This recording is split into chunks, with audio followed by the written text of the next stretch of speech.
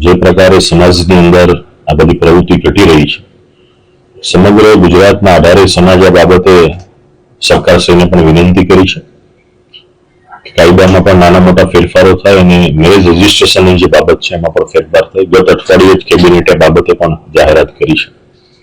અત્યારે જે ચર્ચાતા વિષયમાં સોશિયલ મીડિયામાં જે મીમ્સ બની રહ્યા છે, જે કોમેન્ટો થઈ રહી છે અને ચર્ચાતો મુદ્દો છે, સ્વાભાવિક છે કે શરમજનક બાબત છે કે સમાજે જેને સ્વીકૃતિ આપી હોય, પરિવારે એને મહત્વ આપ્યું હોય અને જે માતા પિતા અને પરિવારે તમને આખી રાત બહાર રહેવા માટે સ્વતંત્રતા આપી છે, અને જ્યારે આવી ઘટના આવતી હોય છે ત્યારે સૌથી પહેલા પરિવાર ચિંતામાં મૂકે છે.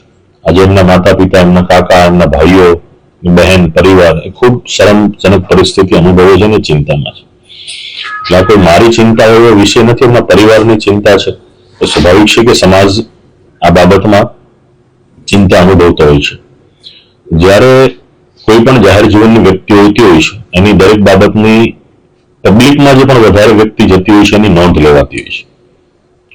તો આવી વ્યક્તિ જ્યારે આ પ્રકારનું પગલું ભરે છે તો એની ટીકા ટિપ્પણી ચર્ચા થવાની છે. ઘણાને આ નિર્ણય મંજૂર પણ હોઈ શકે, બીજી વ્યક્તિઓને, બહારની ત્રાહિત વ્યક્તિ હું તો કહું છું, અને એને મંજૂર ના પણ હોઈ શકે, હોઈ પણ શકે.